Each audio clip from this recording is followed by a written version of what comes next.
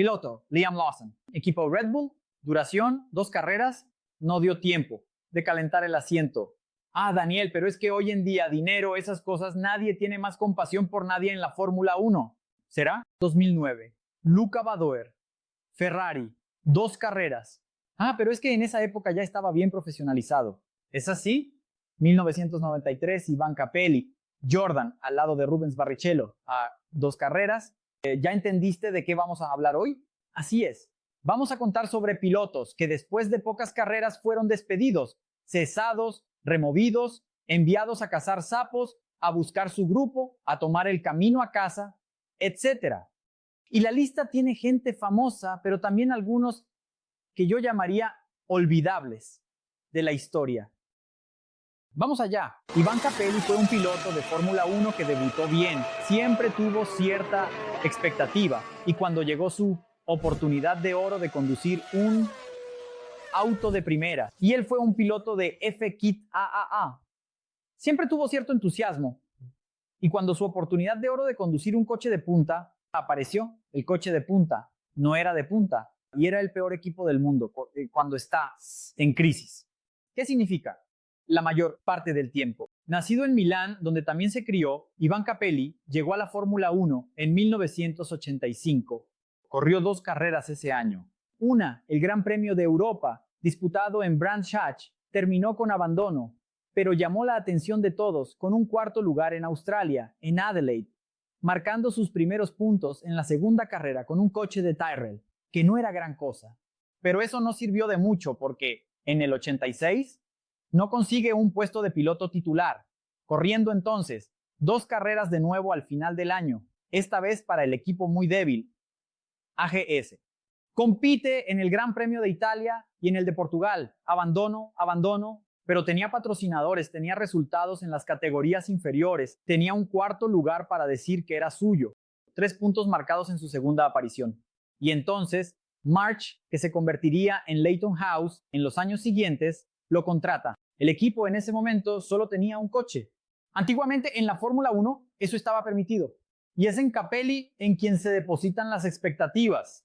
Y terminaría funcionando, evidentemente, para los estándares de un equipo considerado pequeño en ese momento. En un año con varios abandonos, consigue un 6º lugar en Mónaco, que no es para cualquiera. Estos resultados son suficientes para que el equipo lo mantenga y entonces la operación aumenta en 88 y haría pareja con el brasileño Mauricio Gugelmin. Gugelmin y Capelli sufrieron en March Leyton House, pequeña, con problemas financieros, a veces grandes coches o grandes coches para los estándares de un equipo pequeño.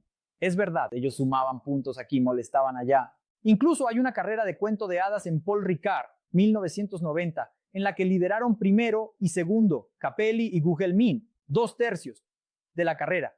Y Capelli solo fue superado por Prost en las últimas vueltas. Por eso, al final del 91, cuando March ya iba cuesta abajo, él firma para correr con Ferrari en el 92, sustituyendo nada menos que a Alain Prost, quien había sido despedido antes del Gran Premio de Australia de ese año 91. Todo el mundo piensa, Ferrari va a dar pelea en el 92. Alesi y las Capelli, 2 pilotos con fama de ser rápidos, 2 tipos audaces que por primera vez tienen la oportunidad en un equipo de punta. En este caso, Alesi ya tenía un año en Ferrari y no lo había hecho mal al lado de Prost. Pero entonces, Ferrari aparece con el F92A, una carreta, todo sale mal y Capelli termina siendo despedido antes de que termine la temporada. De esto nunca se recuperaría. Compite en 12 de 16 etapas. Puntúa 2 veces, un 5º en Brasil, un 6º en Hungría. Y después de 3 abandonos más, la paciencia de Ferrari se agota. Y no aparecería en las 2 últimas etapas, siendo sustituido por Gianni Morbidelli. Pero ese no sería el fin de la carrera de Capelli en la Fórmula 1. Y regresa en esta lista para ser despedido de nuevo. Jay Lethal. Voy a buscar su nombre completo aquí para ustedes e intentaré pronunciarlo. Si no, el editor nos pondrá el correcto. Tenía todo para haber sido un gran nombre en la Fórmula 1. No voy a poder. Editor Cap, Hazlo tú, sobre todo porque es J, J, J, J, J, J. Y Leto es el final del último apellido. Jirki Juhani Jarvi Leto. Nacido en 1966, aparece por primera vez en la Fórmula 1 en 1989 con Onyx, aquel equipo que probó el coche en un cartódromo en Río de Janeiro. ¿Recuerdas? Vale la pena que veas esa historia. Participa en 4 carreras ese año, abandona en 2, no se clasifica en otras 2, correría o intentaría correr con el mismo equipo hasta la 10ª etapa del año 1990. En el 91 correría para BMW Scuderia Italia y lograría un milagroso podio en San Marino detrás de Senna y Berger. En el 92 continuaría allí, el equipo seguía cuesta abajo y entonces en el 93 se sacó la lotería. Parecía un tiro en la oscuridad, pero el equipo era Sauber Mercedes, que en su debut puntuó con él en 5º lugar. Hubo muchos abandonos ese año, pero él lograría un 4º lugar más en San Marino. Y entonces es reclutado por Flavio Briatore para correr en Benetton en 1994 junto a Michael Schumacher. Parecía un gran negocio, pero Leto se accidenta seriamente en la pretemporada. Un presagio, tal vez, de lo que serían esos coches extremadamente nerviosos, manteniendo toda la potencia y sin las ayudas electrónicas del 93. Con eso, él queda fuera de acción en las 2 primeras carreras y es sustituido por Jos Verstappen, quien protagoniza un accidente terrible en Interlagos, corriendo en el Gran Premio del Pacífico. Y luego, en San Marino, regresa Leto, pero él parecía claramente fuera de ritmo. Abandona, luego es 7º en Mónaco en la siguiente etapa. Abandona en España, consigue un 6º, pero Briatore ya había visto suficiente. Lo saca del coche y pone a bordo al tío Jos. Pero Jos, que tuvo una temporada intensa, si es que me entiendes, tampoco se ayudaba, chocaba, cometía errores, desperdiciaba resultados. Y entonces, Briatore, antes del final del año, haría otro cambio de pilotos. Coloca a Leto en el coche en Monza y él queda 9º. Lo pone de nuevo en Estoril, él abandona. Era suficiente, Briatore pierde la paciencia y manda a Leto a paseo. Jos correría hasta el final de la temporada, pero tampoco continuaría en 1995. Jean-Denis Deletraz tal vez sea la estratificación, el ejemplo perfecto de piloto de pago y lento. En su debut en la Fórmula 1 en 1994 con el equipo Larousse, que ya no vivía sus mejores días, aunque mejores días en Larousse es algo difícil de encontrar, pero ¿me entiendes? Demostró que no tenía ninguna condición andando sonoros, rotundos e inolvidables 10 segundos detrás del grupo del final. Aún así, él tenía dinero. En 1995 regresa a bordo de los coches de Pacific. Y si no lo recuerdas tampoco, no te culpo. Su pilotaje era tan malo que tenía dificultad concreta en mantener el coche en la pista. Y después de 3 grandes premios, fue despedido y se convirtió en una broma en el paddock. Hasta hoy, su nombre es recordado como uno de los peores pagantes de la historia. Después de una temporada apagada con Minardi en 2000, corriendo con el apoyo de Telefónica, este video está patrocinado, pero no por ellos. Gastón Mazzacane, argentino, sorprendió al mundo de la Fórmula 1 al reaparecer a bordo de un coche de Prost en 2001, pero su desempeño no impresionó a nadie y rápidamente agotó la paciencia de Alain Prost, ahora en la posición de jefe de equipo. Él frecuentemente era el último en la clasificación y era doblado por su compañero de equipo, en un coche que ya no era bueno. Entonces, imagina cuántas vueltas le sacaban los de adelante. Sus errores eran frecuentes. Después de 4 carreras, Alain Prost lo llamó para conversar y le dijo: mira, no hay condiciones. Yuji Ide hizo su debut en la Fórmula 1 a los 31 años de edad. El plan de Honda era tener un equipo B. El A con Rubens Barrichello y Jenson Button. El B, una idea de hacer un equipo para desarrollar pilotos japoneses. Takuma Sato en uno de los coches. Yuji Ide era el segundo y él tenía una carrera respetable corriendo con coches de turismo en Japón, pero nunca había conducido monoplazas completamente diferentes. Pero en el otro coche, Takuma Sato, hoy en día ganador, incluso de las 500 millas de Indianápolis, era un piloto que fue construyendo su carrera por el camino normal. Tenía resultados, tenía velocidad. Y la discrepancia entre los dos quedó rápidamente. Al descubierto, cometía errores extraños, causaba accidentes totalmente innecesarios y casi mató a Christian Albers en Imola. ¿Recuerdas eso? El tipo se dio un vuelco en la primera vuelta. Después de eso, la FIA fue llamada a intervenir en el caso, le revocaron la superlicencia, incluso Stirling Moss salió de su retiro para decir, este tipo no. Su carrera en la Fórmula 1 duró entonces 4 grandes premios y nunca más. Luca Badoer tenía una carrera razonablemente sólida en la Fórmula 1. En el 93 corrió junto a Michele Alboreto en la Scuderia Italia. En el 94 se queda sin equipo, pero en el 95 reaparece a bordo de Minardi. Era un tipo rápido, pero solo había pasado por equipos pequeños. En el 96 corre para Forti, que ya no era más Forti Corse. Se queda sin equipo en el 97, 98 y vuelve en el 99, nuevamente con Minardi, y tiene ese abandono desgarrador en Nürburgring. Cuando venía en cuarto lugar, iba a marcar puntos maravillosos para el equipo y el coche se rompe y él se queda llorando al borde de la pista. Después de eso, no consigue más un puesto como titular, pero fue contratado por Ferrari para ser piloto de pruebas, en una época en la que se probaba mucho, y recorrió miles de kilómetros para Ferrari en Fiorano, Mugello, Imola, Monza, etc. Y luego, hasta ingratitud por los servicios prestados. Y después de que Schumacher mostró que no estaba en condiciones, debido a un accidente de moto, de correr en lugar de Felipe Massa en 2009, Ferrari mira a Badoer y dice, entonces es tu oportunidad. Asume el coche de Felipe, y él asumió el coche de Felipe. Fue una tragedia. Fueron solo 2 grandes premios y fue suficiente. El Gran Premio de Europa en Valencia, donde fue 17º, después de clasificarse en último lugar, con un ritmo lamentable. Y el Gran Premio de Bélgica, en Spa-Francorchamps, donde fue 14º, pero 14º y último, en la bandera a cuadros, terminando en la misma vuelta, porque la carrera tuvo safety car y los coches que estaban con vuelta pudieron descontar. En fin, esto aquí no representa mucho. Fueron 2 carreras. Y Ferrari fue a buscar en Force India a Giancarlo Fisichella para sustituir a Badoer. Super Aguri vivía un drama en 2006 porque Yuji Ide, como ya comentamos, duró 4 carreras y llamaron a un sustituto, el francés Franck Montagny. Pero me escuchaste decir que el plan era tener un equipo para desarrollar japoneses. Pues sí.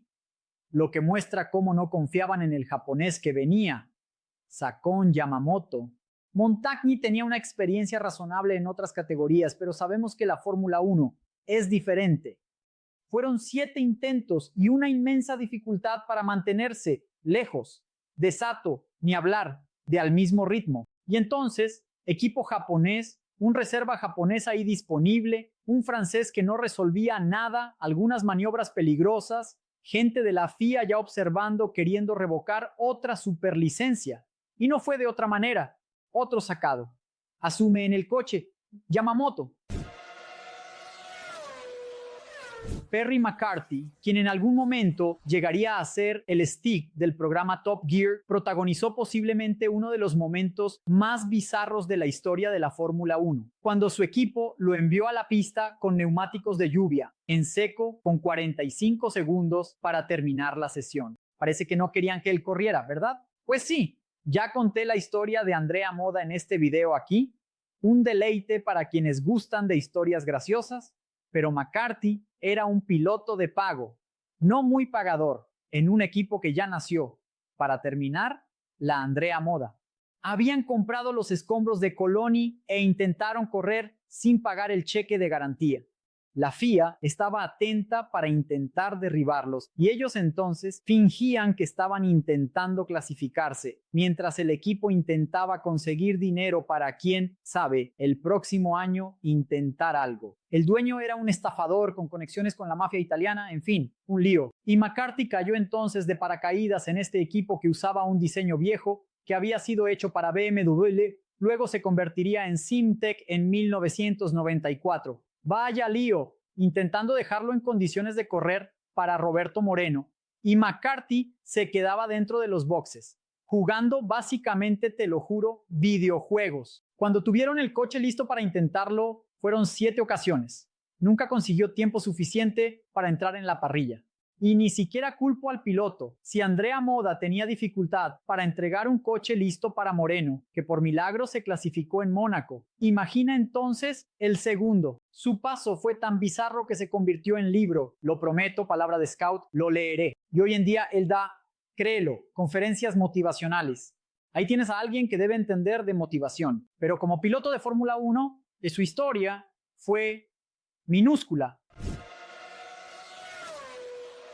La Minardi en 2005 estaba ahí, al borde de la desaparición, digamos así, aceptando cualquier centavo extra, poniendo a alguien en el coche. Fue exactamente lo que pasó. Con nuestro amigo aquí, János Nissany, ¿es así como se pronuncia?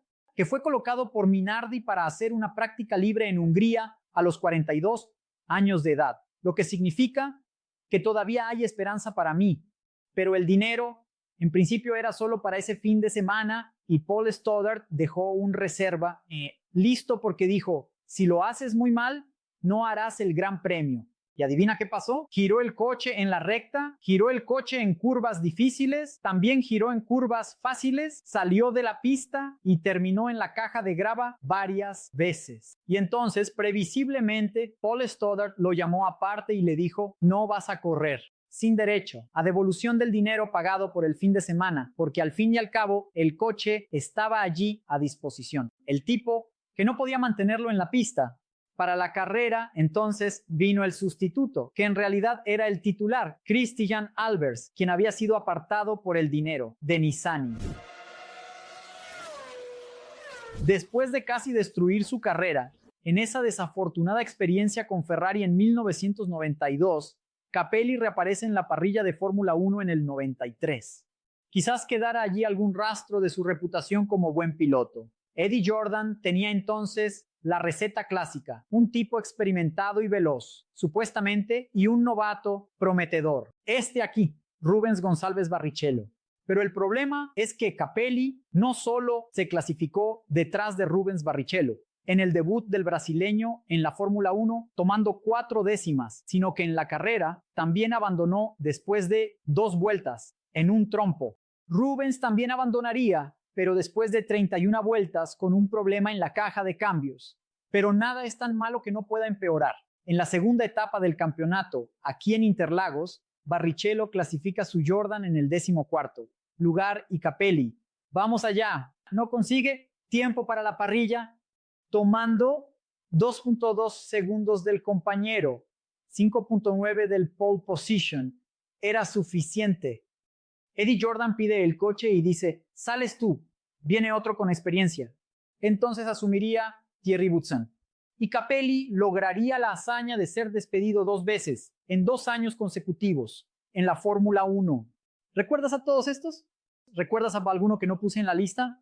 Sí, yo mismo recuerdo, pero para no hacerlo largo, no hice 20, 30, 40 aquí para que podamos hacer secuencias en el futuro. Este fue otro episodio de Splash and Go en YouTube sobre los despedidos prematuramente. Creo que podríamos hacer una serie aquí porque hay ejemplos de sobra. Espero que les haya gustado. Deja un like que es gratis, no cuesta nada, ya sabes, ayuda mucho al canal.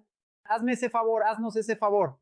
Y te pido que nos dejes tu IPADA, esta nueva herramienta de YouTube para mostrarle al bendito algoritmo que te gusta nuestro trabajo, los videos del canal.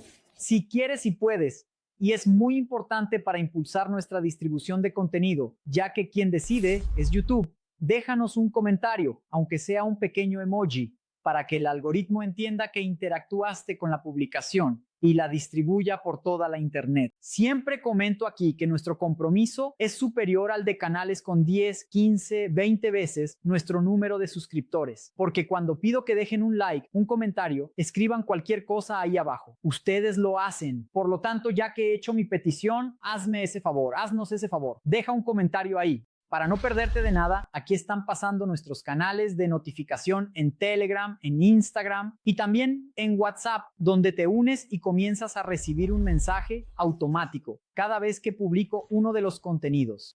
Enlace aquí abajo donde también están los enlaces de nuestras redes sociales, Instagram, Twitter, Threads, TikTok, donde hay contenido todo el tiempo. ¿De acuerdo? Trato hecho. Gracias y un abrazo.